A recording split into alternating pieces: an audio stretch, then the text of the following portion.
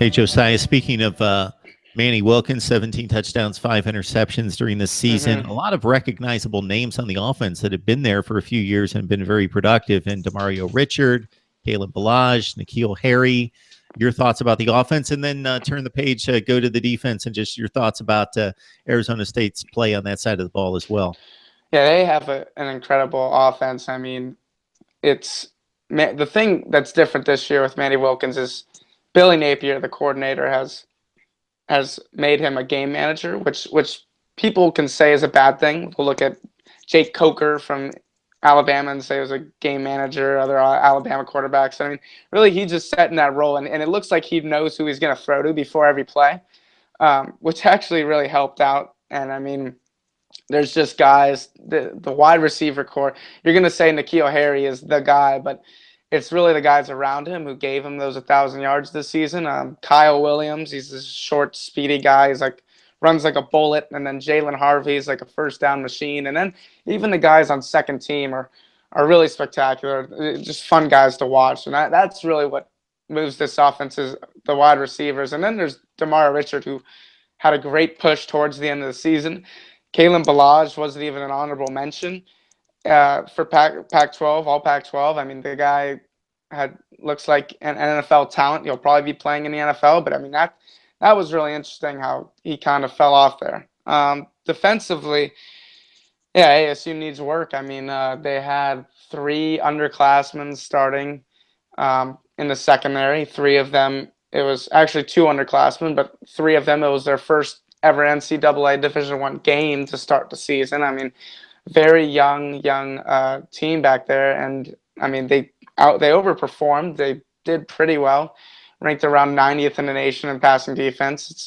It was dead last the last 2 seasons. The pass rush wasn't as great as back in the 10-win Todd Graham era seasons, but it was doing fine. There's a couple big names in there like JoJo Wicker, Tayshawn Smallwood.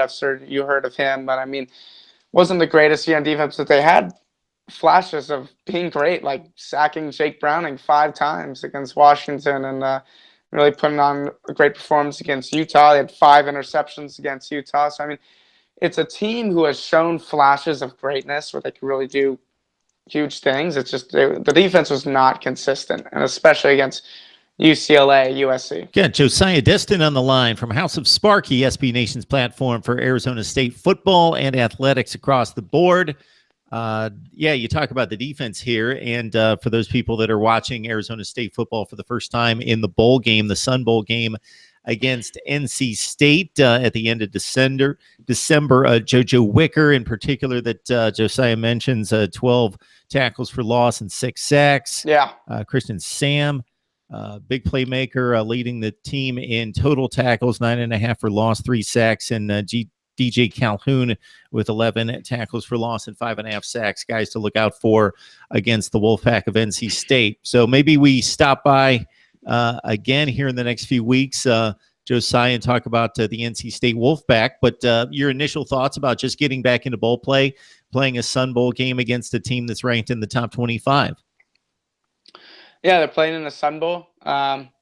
It's just funny because in Ray Anderson's press conference when he talked about firing Todd Graham, he was like 7-5 in a riddled Pac-12, second place in a riddled Pac-12 South. And the Sun Bowl is basically unacceptable, and they're gonna fall through and play in it anyways. Of course, chance to get an 8th win, which is pretty good, considering what ASU was expected to do this season, and after starting 1-2. I mean, when you start 1-2 and you tell me ASU is going to go 8-5 or 7-6, I don't know how easily I believe you. I mean, there's still a lot of great things with this team, and then as I mentioned before, with those 16 starters returning next year, potentially 18.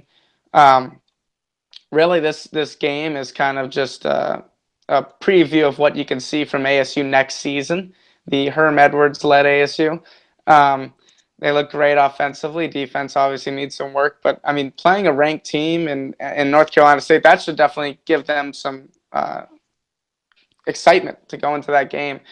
I mean, it's just, if they were number 26, it's maybe a little different, but number 24 will definitely give them some excitement going into this one.